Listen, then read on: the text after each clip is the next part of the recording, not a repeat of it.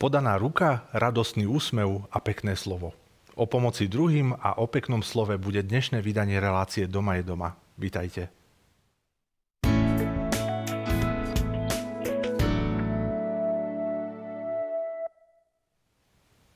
Milí diváci, dnes vám predstavíme aktivity Košickej arcidiecéznej charity, ktorá v Snine pôsobí už 10 ročie. V úvode by som vás rád ale pozval do súťaže o hodnotné knihy z nášho televízneho vydavateľstva, do ktorej sa môžete zapojiť odpoveďou na súťažnú otázku, ktorý je váš obľúbený biblický citát. Svoje odpovede a prípadné otázky pre našich dnešných hostí nám môžete posielať SMS-kou alebo e-mailom na kontakty, ktoré vidíte na svojich televíznych obrazovkách. A v závere troch z vás vyberieme a odmeníme. V štúdiu už vítam riaditeľa Košickej arcidiecéznej charity Cyrila Korpesia. Vítajte. Dobrý večer. A pani Janku Kozejovú, vedúcu charitného domu svätého Štefana v Snine. Vítajte. Dobrý večer. Pán riaditeľ, začnem vami. Arcidiecézna charita si slávnostným podujatím pred niekoľkými dňami pripomenula 10. výročie svojho pôsobenia v Sníne. Aké to boli roky? Čo sa za tie roky podarilo a čo by ste možno urobili inak? Bola to taká typická farská charita v Sníne. Typická znamená, že aktívni ľudia vo farnosti, ktorí mali nejaké také veľké srdce pre iných, sa spojili s arcidiecéznou charitou, pomenovali problémy, ktoré tam majú a poprosili charitu o pomoc s týmito problémami. Čiže tá iniciatíva vyšla z charity, vyšla od miestneho kňaza, ktorý bol vtedy kňazom v Snine, a potom sme sa dali dokopy a z toho vznikli pekné diela, ktoré dneska v Snine máme. Aká je vízia pôsobenia arcidiecéznej charity v Snine v ďalších rokoch? V Snine máme 2 denné stacionáre a máme Centrum pre pomoc Ukrajincom. Sú to také aktivity, s ktorými by sme v Snine, alebo s ktorými pôsobíme už 10, Centrum pomoci pre Ukrajincov až od krízy, ktorá vznikla po začiatku vojny na Ukrajine. Ale s dennými stacionármi už tých 10 rokov. Neboli to z začiatku 2 stacionáre, bol len 1 stacionár, kde sa stretávali spolu aj ľudia s Downovým syndromom, aj dôchodcovia a ľudia zo ZTP, ktorí potrebovali pomoc. Keď som tam bol raz na návšteve u nich, tak sa opýtali, či chcem kávu. Tak samozrejme som povedal, že chcem kávu, tak mi kávu spravili. A ja som si tam do tej kávy dal cukor, som si ju pomiešal a potom som sa na chvíľku otočil a rozprával s niekým, a keď som otočil späť, tá káva bola vypitá. Vtedy som pochopil, že ľudia s Downovým syndromom, ktorí sú živí, akční, hluční a plní energie, asi nemôžu byť spolu so starkými, ktorí potrebujú viac kľudu, pokoj a inú atmosféru, ako tam bola. A to bol taký začiatok, alebo možno prvé také myšlienky o tom, že asi to nebude 1 stacionár, ale budú 2 stacionáre. Keď sa ma potom ešte opýtate o tej histórii, tak vám aj poviem, ako vznikol ten druhý. Výborne, tak rovno poďme na vec, keď už ste to načali. Ja som bol spolu so Snínčanmi na púti v roku 2000, kde som spoznal viacerých z nich a boli to perfektní ľudia, s ktorými sme si potom aj písali, aj mali také kontakty.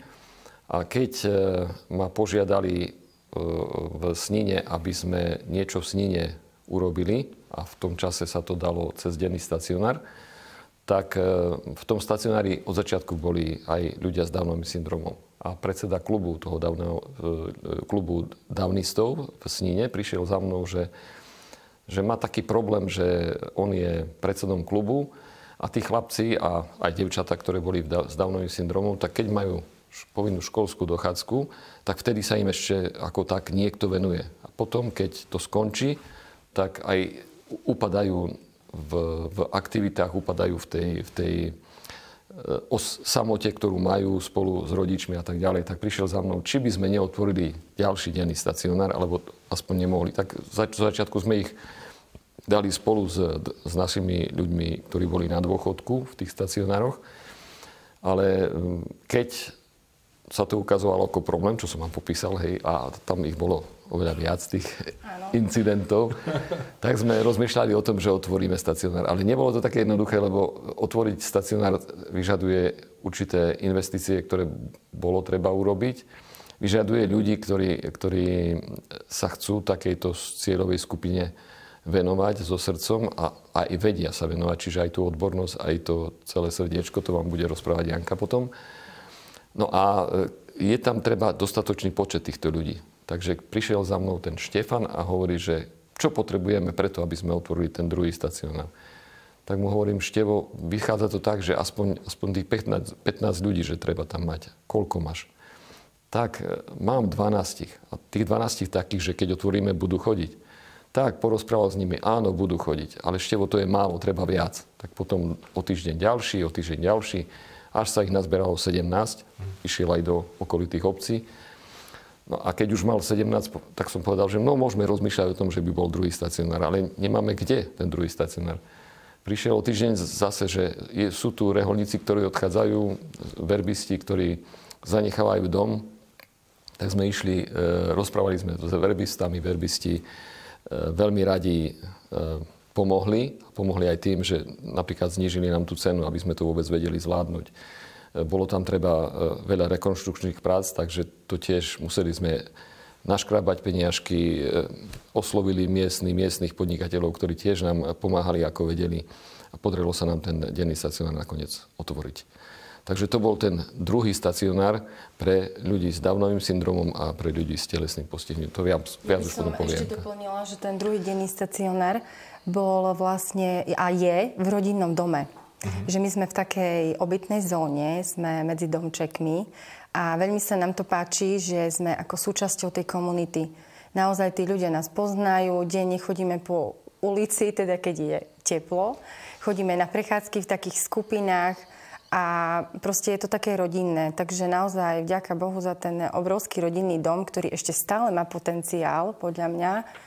Takže v tom rodinnom dome máme denný stacionár pre handicapovaných od roku 2017. A o handicapovaných teda sa bavíme výlučne o ľuďoch s Downovým syndromom? Alebo... Nie. Vlastne handicapovaní máme ako tam cieľová skupina sú osoby s ťažkým zdravotným postihnutím, to je všeobecné, a môžu mať rôzny problém zdravotný. S Downovým syndromom tam máme 8, ale máme tam aj mladých s detskou mozgovou obrnou, s mentálnym postihnutím, autistov, čiže naozaj široký záber mladých ľudí s telesným a mentálnym postihnutím a vekový priemer u nás je okolo 30 rokov, že majú tak pomerne mladí ľudia stále. Kedy v práci cítite, že to, čo robíte, má zmysel? No ja každý deň. A sú nejaké konkrétne situácie možno? Vedeli by ste to pomenovať? Konkrétne situácie? No veľmi ma teší, keď sú zapojení do nejakých aktivít, že vieme ich zapojiť do komunity, alebo keď dokážu, ako teraz naposledy k tomu 10. výročiu sme urobili veľký kultúrny program, ktorý bol aj s dobrovoľníkmi, aj s pomocou základnej umeleckej školy, že sme oslovili aj mnohých iných, ktorí nám pomáhajú a ktorí rádi sa zapájajú do našich aktivít. A vlastne, keď dáme priestor tým našim handicapovaným, že dokážu, že aj oni niečo vedia, že aj oni sú úžasní, že sú súčasťou našej komunity. Čiže keď ich vieme zapojiť do buď aj spoločenského života, ale aj do bežného života, tak vtedy sa teším veľmi. Vy máte zaujímavý aj osobný príbeh, pretože ste sa slobodne rozhodli s manželom prijať dieťatko so zdravotným znevýhodnením do vášho charitného domu, ale denne svoje deti privádzajú mamky, ktoré túto možnosť nemali, ktoré si nie same vybrali takéto dieťatko. Rozprávate sa s nimi o tom, povzbudzujete ich nejakým spôsobom, alebo sa povzbudzujete navzájom? No už teraz sa o tom nerozprávame, lebo už sa s niektorými mamkami poznám aj 10 rokov.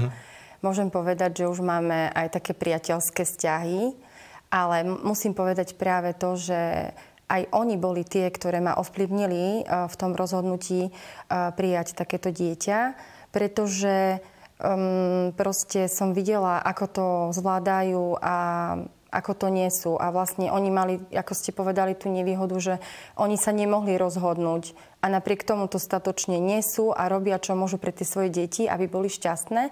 A ja som mala vlastne s mužom tú výhodu, že som sa rozhodla, že do toho pôjdeme, pretože sme videli, že aj takéto dieťa je darom a že bez ohľadu na to, či má alebo nemá handicap, potrebuje vyrastať v tej rodine a možno o to viac potrebuje vyrastať v tej rodine, že má ten handicap a tá starostlivosť je taká náročnejšia, treba viac trpezlivosti, treba proste veľa navštevovať lekárov, rehabilitácie, ako nie je to naozaj jednoduché, ale napriek tomu by som to nemenila. Predpokladám, že ste dlho uvažovali a rozmýšľali, či do toho ísť, alebo nie. Čo vás utvrdilo v tom, že ste sa rozhodli správne a teda prijať dieťatko s Downovým syndromom? No poviem za seba, že mne to netrvalo dlho. A mne skôr trvalo dlho ísť vôbec do toho procesu, ako prijať dieťa. To už bez ohľadu na to, aké. Ale vlastne veľmi dôležité bolo rozhodnutie môjho muža. Pretože viete, ja darmo niečo chcem, keď manželia teda sa nevedia zhodnúť v takej vážnej veci, tak to nejde. A vlastne takým bodom, kedy sme sa obidvaja dokázali rozhodnúť pre takéto vážne rozhodnutie, bol počas covidu, keď môj muž stratil prácu a začal robiť cez projekt u nás v charitnom dome, pretože nemal prácu a mohol prísť ako cez projekt.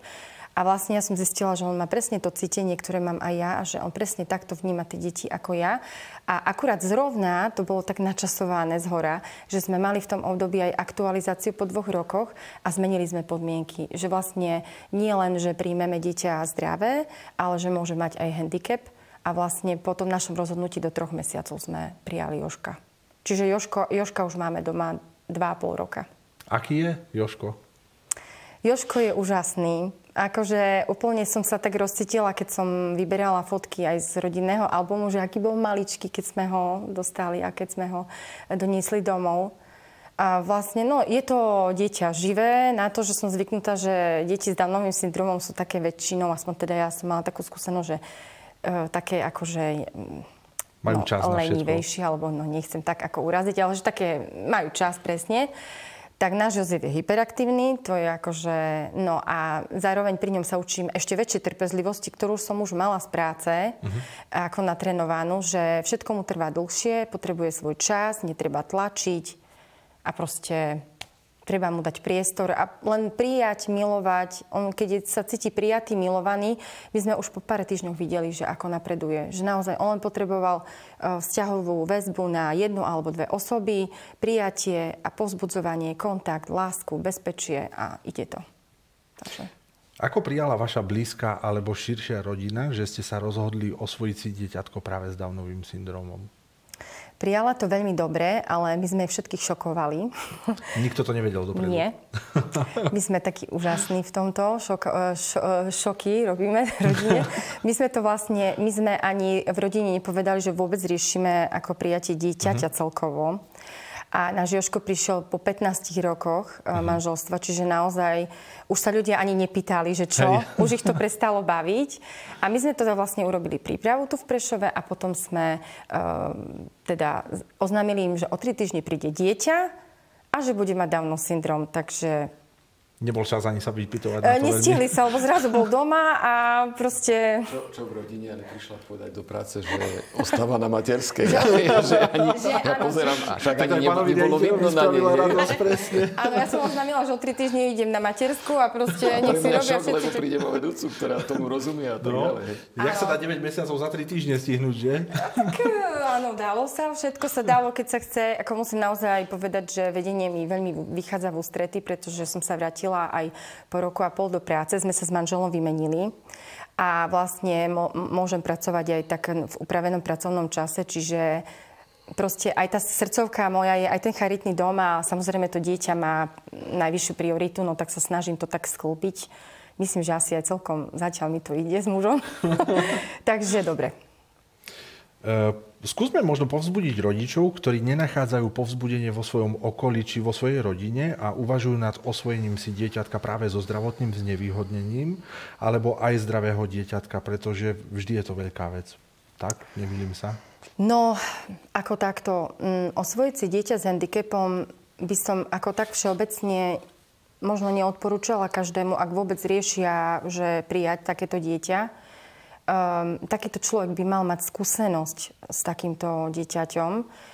U nás, mňa veľmi povzbudil náš miestny pán dekán Slavo, keď sme riešili, už s mužom sme sa dohodli, že asi by sme do toho išli, som potrebovala ešte takú bodku, viete, že povzbudiť, že áno, zvládneme to, tak som išla za pánom dekánom a hovorím, že pán dekán, vy máte skúsenosť, lebo majú tiež v rodine ako prijaté deti do náhradnej starostlivosti, že uvažujeme nad takým krokom, že myslíte, že to zvládneme? A on mi povedal, že viete čo, keby za mnou prišiel hocikto iný, tak mu poviem, že nie, nechoďte do toho. Ale že vy do toho choďte, pretože vy máte tú skúsenosť. Čiže asi tak hoci komu handicapované dieťa určite nie, bez nejakej prípravy možno. Ale prijať dieťa do rodiny určite áno. Do náhradnej starostlivosti. Je to veľká vec, je to veľmi dobrá vec a vlastne bez ohľadu na to dávate domov tomu dieťaťu, ktorý potrebuje mať vzťahové väzby, potrebuje byť prijaté len jednému rodičovi, lebo sú aj takí rodičia. Takže, ale proste potrebuje vedieť, že niekto za ním stojí, niekto mu pomáha. Čiže určite prijať dieťa, áno. Zdravé. Aké je podľa vás nastavenie spoločnosti voči handicapovaným ľuďom? Stretávate sa možno s nejakými predsudkami, alebo skôr s takou nejakou možno formou podpory alebo pomoci? No u nás veľká podpora v meste, tak to vnímame, že áno, tam áno. Ale už som sa stretla aj s takými rôznymi reakciami, že hlavne nemám rada, keď ľutujú tých ľudí. Proste možno tak fakt toto v spoločnosti sa mi nepáči tak všeobecne, že vnímajú tých ľudí, že ako sú nejakí chudáci, ale oni možno práve v tom, čo majú niečo ubraté, majú pridané v inom. A ja to hovorím stále, že oni sú veľkým darom pre nás. Čiže stretnúť handicapovaného, to je veľký dar, lebo oni vás vedia obohatiť. Čiže možno menej predsudkov a menej ľutovania a prijať ich takí, akí sú. Oni sami nemajú radi ľútosť. Čo môžeme urobiť my ako bežní ľudia, aby sa handicapovaným ľuďom žilo lepšie? Čo by oni možno potrebovali z našej strany? Vy už ste to načali Prijať. Neriešiť, neľutovať. Asi tak. Za charitu môžem povedať, lebo hovorí sa, že spoločnosť chce podporovať takéto zariadenia ambulantnej formy, čiže denné stacionáre, zariadenia domovy sociálnych služieb ambulantnou formou, ale má to svoje hačiky, lebo to spôsob financovania takéhoto zariadenia prvá vec je, že otvoriť to niekde a investovať do toho, aby ten priestor vyhovoval všetkým zákonným požiadavkám. Druhá vec je spolufinancovanie prevádzky, lebo štát dáva na čas miest a odvodov, miestna samospráva dáva na prevádzku a potom sú nejaké drobné tržby od klientov a bez zbierok, môžem povedať, že bez zbierok, ktoré sú na charitu, by sme takéto zariadenia, my sme ich mali 17, dnes ich máme 8. Aj to sú niektoré, tak jak sa mení napríklad samospráva, keď vám samospráva nedá na prevádzku, tak vy ste nútení to zariadenie zavrieť. Ešte rok, dva viete z tých zbierok dodotovať aj to, čo samospráva nedala, ale dlhodobo sa to ťahať nedá. Čiže aj to svedčí o tom, že mali sme ich 17, keď bol taký veľký boom a postupne sme museli zatvárať a dnes ich máme 8. Chvála Bohu a vďaka Bohu za tých primátorov a tých poslancov miestnych samospráv, kde sme. Myslím si, že všade, kde sme, odvádzame kus dobrej roboty. Je to cítiť a že aj miestna podpora, či už pri tých zbierkach v kostoloch, alebo príde podnikateľ a ponúkne nejaké svoje služby a tak ďalej. To je potom cítiť a je to vidieť. Čiže tam, kde sa dajú dokopy dobrí ľudia, my vieme dať to zázemie odbornosti, vybavovania všetkých tých vecí, čo treba okolo toho, ale tí ľudia potom živia celý ten stacionár alebo rôzne iné služby. Čiže ak oni s entuziasmom a s nejakým takým nasadením sa vedia pobiť o tú existenciu, tak my z charity vieme ponúknuť to zázemie celé na to, aby to mohlo fungovať. Ja iba krátko, keby som k tomu mohla povedať, keď bolo obdobie covidu a boli tie prísne opatrenia, že klienti museli byť doma, tak práve vtedy tí rodičia vnímali, ako veľmi im chýba tá sociálna služba, že práve preto viem porovnať, že keby sme neboli, tak naozaj by im bolo veľmi ťažko, pretože je to odľahčenie pre tých rodičov. Oni aj keď hrdinsky teda znášajú ten osud a robia pre tie svoje deti všetko, čo môžu a vlastne naozaj väčšina rodičov to prijala statočne, bojuje s tým a sú úžasní a pozitívni ľudia, tak vlastne bez tej služby to mali veľmi, veľmi ťažké a to boli dlhé mesiace, vtedy to bolo ťažké, však to ani si nechcem na to spomínať, čo sme museli robiť, aby sme my prežili a aby oni to vydržali. A to boli dlhé, dlhé mesiace. A zdá také najťažšie rozhovory boli, keď si niekde tí rodičia alebo rodinní príslušníci zvykli na ten stacionár a my sme ho museli zatvárať. No. A potom tie rozhovory s tou rodinou, keď plakali, že čo budú robiť, kde ho dajú a tak ďalej. A my už sme prijali rozhodnutie, už to nevieme ďalej posúvať, lebo neboli prostriedky na to, aby sme to tak dlho udržiavali. Tak to sú asi také jedny z najťažších rozhovorov pre riaditeľa, kde padne rozhodnutie a teraz povedať to tým ľuďom, že už to ďalej nebude pokračovať. Áno, aj vám to je ľúto. Vy viete, že oni to potrebujú. Ešte keď poznáte tie osobné príbehy, ale proste keď nie je z čoho to platiť a ako viete, nemôžete to držať. A oni sa aj pýtajú, že kde by inde išli. Napríklad teraz sme rušili jeden v Trebišovskom okrese a teraz tie rodiny prídu a kde by mohli ísť. Hej? A v Trebišovskom okrese ešte pred možno 3-2 rokmi bolo 5 stacionárov. Dneska sú len 2 stacionáre. Jeden je náš a druhý neziskovky, s ktorými keď som rozprával, tak hovoria, ešte možno do budúceho roku vydržíme, ale potom neviem. Hej. To nastavenie legislatívne pre takéto druhy služieb, nie je treba tam veľa. Však to je možno pre štát to nie je až také strašné. Keby bolo trošku inak nastavené, tak aby mohli prežiť takéto zariadenia. Ale keď sa raz k vám samospráva postaví chrbtom, nemáte inú možnosť a proste je to nezvratný proces potom. A majú veľký význam tie zariadenia, lebo vlastne ten človek je v prírodzenom prostredí, ale na istú časť dňa prichádza k nám. Čiže viete, on má zaujímavý program, je o neho postarané, pomôžeme mu vo všetkých jeho potrebách a ide domov. Ale keď boli doma, teda počas toho covidu, na ktorý spomínam tak veľmi ťažko, tak to bolo ťažké. To obdobie bolo ťažké aj pre nás, pre bežných zdravých ľudí. Áno, a teraz viete aj s tými rúškami a tie opatrenia, no ako vysvetlíte mentálne postihnutému klientovi, že ako nejaké rúško má mať, no ako ťažko. Takže viete, už potom, keď sa to tak trošku ako odľahčovalo, tak stále to boli také prísne opatrenia, no. Spomíname už aj na ťažké časy, ktoré boli, teraz sú dobré časy. Tak, poďme ale, pán riaditeľ, ešte na jednu poslednú otázku, aby sme to trochu odľahčili. Ako vnímate atmosféru charitného domu svätého Štefana? Chodíte rád do tohto zariadenia? Vy už ste spomenuli tú veselú historku s kávou.